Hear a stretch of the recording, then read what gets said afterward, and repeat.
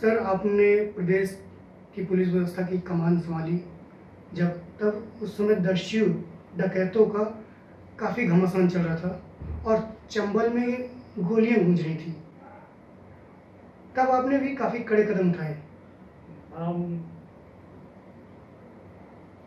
छतरपुर में पहली पोस्टिंग हमारी हुई, जी जी जो कि विंध्य प्रदेश में सबसे ज़्यादा अफेक्टेड जी जी और जिला था। वहाँ हमारी पोस्टिंग हुई और उस वक़्त वहाँ 72 गैंग ऑपरेट करते थे। जी जी महीने में एक आध बार पुलिस की मुठभेड़ हो जाती थी, जी कई सिपाही मारे गए। और इस दौर में मैं वहाँ सन 60 तक पोस्टेड रहा जी और यही दौर डकैती का बाद तक चलता रहा। सन 60 में मैं भिंड में जी। पोस्ट हुआ। आप जब दस्युओं का या डकैतों का आतंक था, उस समय आपने एक कदम उठाया और उनको मुख्य धारा में जोड़ने का प्रयास किया था। देखिए, मैंने क्या, ये तो शासन की नीति थी और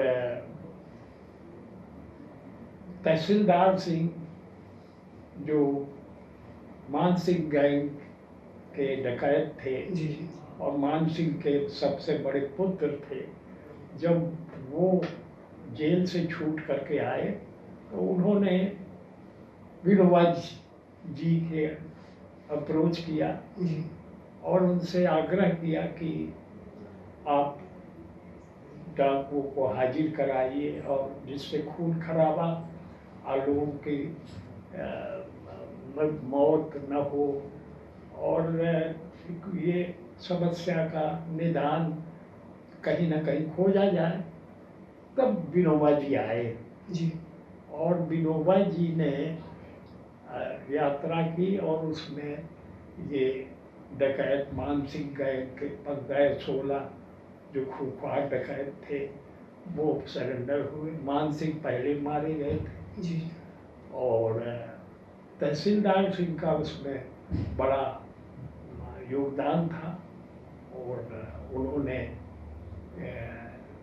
प्रयास करके सब डकैतों को हाजिर कराया। जो कुछ रह गए थे जी वो पुलिस की गोली से मारे गए, लेकिन वो भूमि ऐसी है कि वहाँ का आदमी जो है बड़ा स्ट्रॉन्ग, तगड़ा, शारीरिक जो उसकी संरचना है, पानी का भी असर है और बेहड़ है। जी बेहड़ उनको कहते हैं जो नदी नाले के उससे वो बन जाते हैं। जी कटाव से। हाँ, कटाव से। तो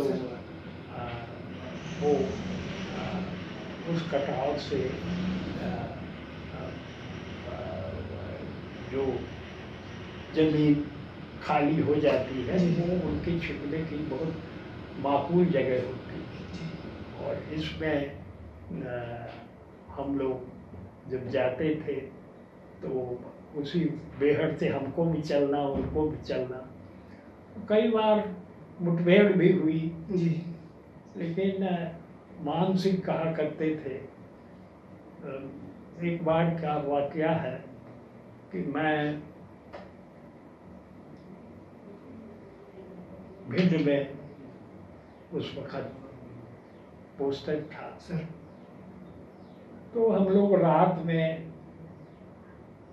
जीप से जा रहे थे तो उनके और गैंग वालों ने कहा कि पुलिस पार्टी जा रही है, इसको पत्थर रख दो सड़क पर जी और जब ये करेंगे तो हम अटैक कर देंगे। अटैक करेंगे और इनकी राइफलें छीन जी लेंगे। मान सिंह ने कहा कि जब वो सरेंडर हुए थे तब ये बातें निकल करके आई। जी जी उन्होंने कहा देखो, हमारा काम है भागना और पुलिस का काम है पीछा करना। तुम मार दोगे 4 पुलिस वालों को कल 40 यहाँ पोस्ट हो जाएंगे। जी तो ये बेवकूफ़ी मत करो और किसी को मारना नहीं ना। और ठीक है, उनका जो काम वो करें। और मान सिंह बहुत ही एक कहना चाहिए सोच सोच समझ कर काम करने वाले 10 गिरोह में से थे। जी एक बार उन्होंने एक दीक्षित सब इंस्पेक्टर थे, पूरा नाम मुझे अब याद नहीं, जी वो जा रहे थे 2-3 सिपाहियों को लेके, तो उन्होंने पकड़ लिया। इनका गिरोह करीब करीब 30 आदमियों का था, घेर के पकड़ लिया और उनको इतना बालू में गाड़ दिया, अच्छा, गले तक जो है। गले तक गाड़ दिया उसमें बालू। कहने लगे यहाँ निशाना लगाओ। अच्छा, माथे पे। हाँ। तो उनके गैंग वालों ने ये सब किया तो मान सिंह के पास खबर गई, वो थानेदार को पकड़ लिया।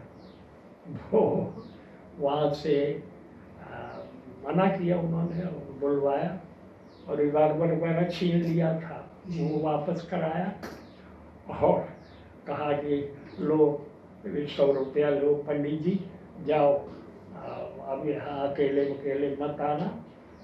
तो उसने छोड़ दिया, जी जी नहीं मारा। मतलब कहने का ये मतलब कि वो अपनी सीमा जानते थे कि किस तरह से हमको करना, और यही कारण है कि वो 40 वर्ष के उम्र में फरार हुए थे और 62 वर्ष की उम्र में मारे गए। जी जी तो इतना जनता को वो इधर लूटते थे, उधर कोई आदमी पहुंच गया कि महाराज हमें लड़की को ब्याह करना है, जी जी तो उन्हें कहा लो 5,000 रुपया। उस जमाने में 5,000 रुपया बहुत बहुत, होता। जी बहुत बड़ी चीज़ होती थी। और घोड़े अच्छे खरीद के दे दिए गांव वालों को, किसी को। अब वो उस जमाने में घोड़े का तो बड़ा भारी जी क्रेज होता था। क्रेज होता था और मान इज्जत भी थी। तो वो जब पुलिस की कोई इंफॉर्मेशन हो, वो घोड़े से सपाटे से जा करके गैंग को इत्तला कर दे कि इधर से पुलिस का मूवमेंट हो रहा है। जी जी तो वो बाएं दाएं बाएं हो जाते थे। तो इस तरह से मान सिंह ने गैंग को पब्लिक के कोऑपरेशन से अपनी दर्शक जीवन काटा। और यही कारण था कि उनकी खबर बहुत कम मिलती थी जी मूवमेंट की। और ये करीब करीब ये प्रणाली बुंदेलखंड के डकैतों ने भी